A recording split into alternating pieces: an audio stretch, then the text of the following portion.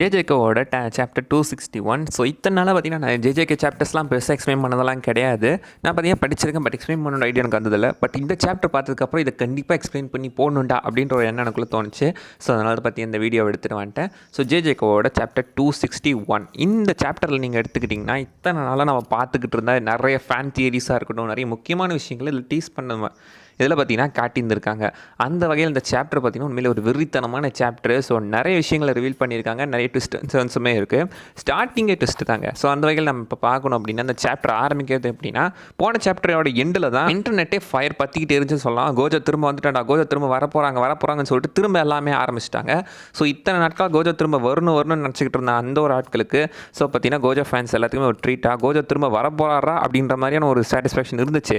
Gojo திரும்ப வந்துட்டாப்பில், ஆனால் அது கோஜோ கிடையாது. ஸோ நான் சொல்கிறது புரியல. ஸோ பார்த்தா தெரியும், நிறைய பேருக்கு ஆல்ரெடி தெரிஞ்சிருக்கலாம். பட் இந்த வீடியோ புதுசாக பார்க்குறவங்களுக்கு நான் சாப்டர் போக எக்ஸ்பிளைன் பண்ணுறேன். ஸோ போன சாப்டர் எண்டில் எப்படி காட்டியிருந்தாங்கன்னா, லாஸ்ட்டை வந்துட்டு சுகுணா வந்துட்டு தான் கையால் கொன்னவனோட பேயை இப்போ கண்ணு முன்னாடி பார்க்குறான் அப்படின்ற மாதிரியான ஒரு விஷயத்தோடு தான் முடிஞ்சிடுச்சு.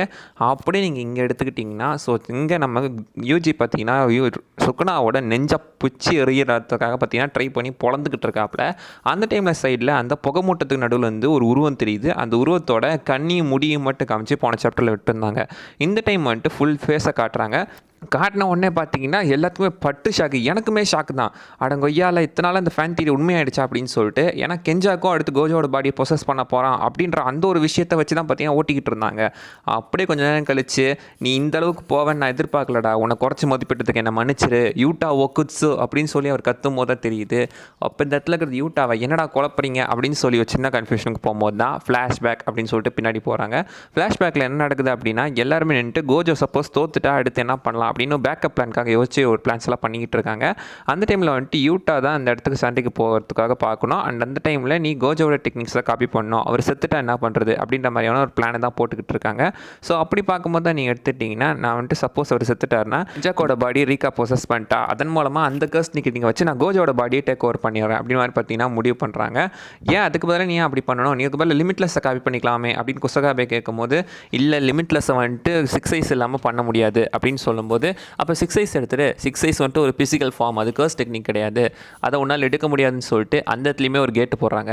திரும்புகிற பக்கம்லாம் கேட்டு போடுறாங்களே அப்படின்ற மாதிரி யோசிச்சிட்டே இருக்கும்போது தான் இந்த இடத்துல மாக்கி என்ன சொல்கிறாங்கன்னா, நீ இந்த மாதிரி செய்யக்கூடாது, உன்னால் அந்த கர்ஸ் டெக்னிக் காப்பி பண்ண முடிஞ்சால் வெறும் 5 நிமிஷம் தான் யூஸ் பண்ண முடியும் அப்படின்னு சொல்கிறாங்க. 5 நிமிஷத்துக்கு மேலே தான் யூஸ் பண்ண முடியும் அப்படின்ற மாதிரி பார்த்தீங்கன்னா சொல்கிறாங்க. அந்த பக்கம் மேமே என்ன சொல்கிறாங்க அப்படின்னா, இதில் வந்துட்டு மொத்தமே 3 அவுட்புட் தான் இருக்குது. ஒன்று, நீ அந்த பாடி வந்துட்டு டேக் ஓவர் பண்ணும்போது கெஞ்சக்கோட கர்ஸ் டெக்னிக் படி நீ சோலியும் கர்ஸ் எனர்ஜியும் ஒன்றா மெயின்டைன் பண்ணணும், இல்லைனா செத்துருவான் அப்படின்ற மாதிரி சொல்கிறாங்க. ரெண்டாவது என்னென்னா, அந்த கர்ஸ் டெக்னிக் ஆக்டிவேட் பண்ணனா அது ஒரு நிலையாகவே இருக்காது, ஒரு மாதிரி தருமாட்டத்தில் இருக்கும், நேரம் ஆக தான் அது சரியாகும், அப்பயும் நீ செத்துரு அப்படின்னு சொல்கிறாங்க. மூணாவதாக வந்துட்டு இருக்கிறதுலே ஒரு அவுட்புட் என்னென்னா, நீ அந்த பாடிக்குள்ளே இருந்து உன்னால் அந்த கர்ஸ் டெக்னிக்லாம் யூஸ் பண்ண முடியும், ஆனால் கடைசி வரைக்கும் நீ அந்த பாடிக்குள்ளே இருக்கிற மாதிரி ஆயிடணும். ஐ மீன் யூட்டா பார்த்தீங்கன்னா கெஞ்சாக்கோட கர்ஸ் டெக்னிக்கை யூஸ் பண்ணான் அப்படின்னா அந்த கர்ஸ் டெக்னிக் மூலமாக அவன் வந்துட்டு கடைசி வரைக்கும் கோஜோட பாடிக்குள்ளேயே இருந்துடணும் அப்படின்ற மாதிரியான ஒரு அவுட்புட்டை சொல்கிறாங்க. ஸோ இந்த இடத்துல இந்த பிளானுக்கு யாருமே ஒத்துக்கல. ஏன்னா இப்படி ஒரு விஷயமா பண்ணிட்டு இருக்கேன், இது மனிதத்தன்மே இல்லையாடா அப்படின்ற மாதிரி பார்த்தீங்கன்னா சொல்கிறாங்க. அந்த இடத்துல நம்ம வாக்கியமே என்ன சொல்கிறாங்க அப்படின்னா, இந்த மாதிரி செய்யக்கூடாது அப்படின்னு சொல்லிட்டு, நீ இந்த மாதிரி செஞ்சனா நீங்கள் இருக்கிற எல்லாத்துக்குமே ரொம்ப முக்கியமான ஆள், நீ அப்படி செய்கிற அப்படின்ற மாதிரி பார்த்தீங்கன்னா அவங்க யோசிச்சுட்டு இருக்காங்க.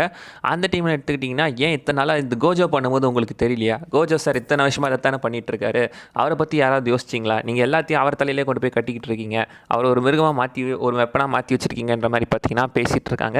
இந்த இடத்துல நம்ம எதிர்கொள்ள போகிறது கிங் ஆஃப் கர்ஸஸ் சுகுணாவை எதிர்க்கணும்னா நாமளும் ஒரு மிருகம் மாதிரி தான் மாறணும் அப்படின்னு சொல்லிட்டு நம்ம யூட்டா அந்த இடத்துல பேசிகிட்டு இருக்காப்புல. ஃபைனலி பார்த்தீங்கன்னா இன்ஸ்டாவில் ஒரு மீம் டெம்ப்ளேட் பார்த்தேன்.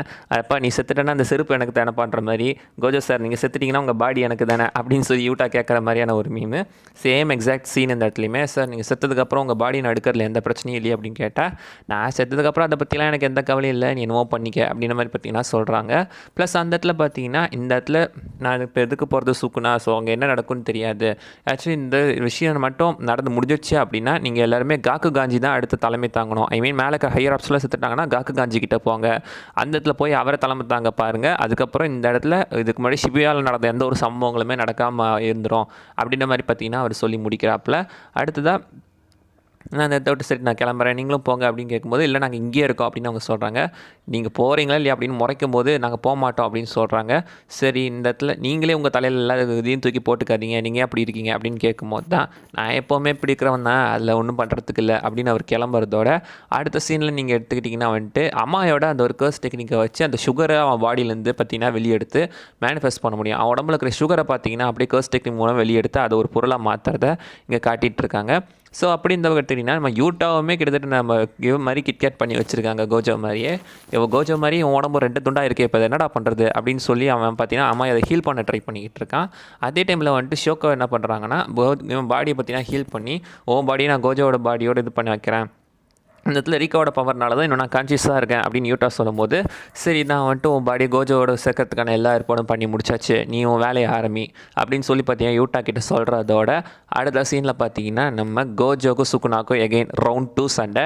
இந்த இடத்துல மெகுமியோட உடம்புக்குள்ள இருக்கிற சுக்குனாக்கும் கோஜோவோட உடம்புக்குள்ளே இருக்கிற யூட்டாக்கும் சேர்த்து ஒரு சண்டை. 2 பேருமே பார்த்தீங்கன்னா டொமைன் எக்ஸ்பென்ஷன் போடுறாங்க, மேல்வலன் ஷ்ரைன் அண்ட் அன்லிமிட்டட் வாய்ட். இதோட இந்த சாப்டர் பார்த்தீங்கன்னா முடியுது.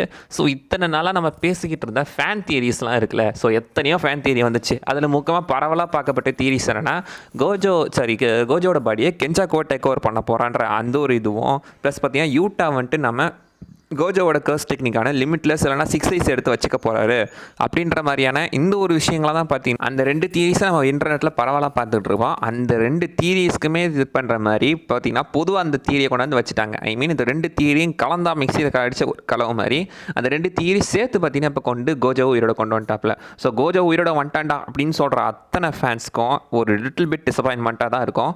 எனக்கு பெருசாக அப்படி ஒன்றும் தோணலை. ஏன்னா இந்த மாதிரி ஏதாவது ஒரு கோளாறு நடக்கும்னு ஆல்ரெடி நான் எதிர்பார்த்தது தான். இது அதில் கொஞ்சம் வித்தியாசமாகவே இருந்துச்சுன்னு வச்சுக்கோங்களேன். ஐ மீன் எப்படி சொல்கிறதுனா இது எக்ஸ்பெக்டட் தான் இந்த மாதிரி ஏதோ ஒரு விஷயம் நடக்கும்ன்ட்டு. பட் யூட்டா இதை பண்ணுவான் இந்த மாதிரி ஒரு கெஞ்சாக்கு ஒரு கர்ஸ் டெக்னிக் காப்பி பண்ணுவான்றது தட் அன்எக்ஸ்பெக்டட். இன்டர்நெட்டில் நிறைய ஃபேன் தியரிஸ்லாம் பார்த்துருப்பார் போல் இருக்குது. ஓகே இவங்க சொன்னபடி வேலைக்காவது நாமளே என்னத்தையாவது ஒன்று இது கலந்தடிச்சு இது பண்ணிடலாம் அப்படின்னு சொல்லிட்டு பார்த்தீங்கன்னா பண்ணியிருக்காரு போல் இருக்குது. அடுத்த வாரம் பார்த்தீங்கன்னா சாப்டருக்கு பிரேக்கு, அதுக்கு அடுத்த வாரம் தான் இந்த அடுத்த சாப்டர் வரப்போகுது. ஸோ என்ன மாதிரி இருக்க போகுது அப்படின்னு சொல்லிட்டு தெரில, பயங்கரமாக இருக்குது. அடுத்தடுத்து பார்த்தீங்கன்னா ஜேஜேகே சாப்டர்ஸ் எல்லாமே ஒரு மாதிரி விறுவிறுப்பாக கொண்டு போயிட்டு தான் இருக்காங்க. ஆக்சுவலி எத்தனை சாப்டர் கிட்டத்தட்ட கோஜோ செத்து 8 மாதம் ஆகும் போது ஏகப்பட்ட சாப்டர்ஸுமே வந்துருச்சு. நமக்கு தான் பார்த்தீங்கன்னா சாப்டர்ஸ் ரிலீஸ் ஆகுறதுனால இது எவ்வளோ பார்த்தீங்கன்னா இழுவையாக தெரியுது.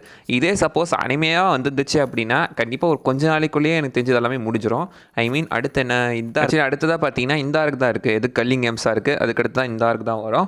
ஸோ எப்படியுமே எனக்கு தெரிஞ்சு பார்த்தீங்கன்னா இது எல்லாமே இத்தனை 8 மாதமாக பார்த்த நம்ம ஃபைட்ஸ் எல்லாமே 8-10 மாதமாக பார்த்த ஃபைட் எல்லாமே கிட்டத்தட்ட ஒரு கொஞ்சம் டைம் கேப்புக்குள்ளே லைக் எப்படி சொல்லலாம்னா ஒரு 10 எபிசோடுக்குள்ளேயே இதெல்லாம் மொத்தம் முடிஞ்சிடும் அப்படின்னு நீங்கள் வச்சுக்கோங்களேன். மேபி இந்த ஃபைட்டே கூட இவனுக்கு சொல்ல முடியாது 1 மாதம் இழுத்தாலும் இழுக்கலாம். ஏன்னா ஒரு சாப்டரில் முடிகிற சுக்குனா மகாகிரகா சண்டையே கிட்டத்தட்ட இவனுங்க ஒரு எபிசோடு ஃபுல்லாக எடுத்தானுங்க இழுத்து.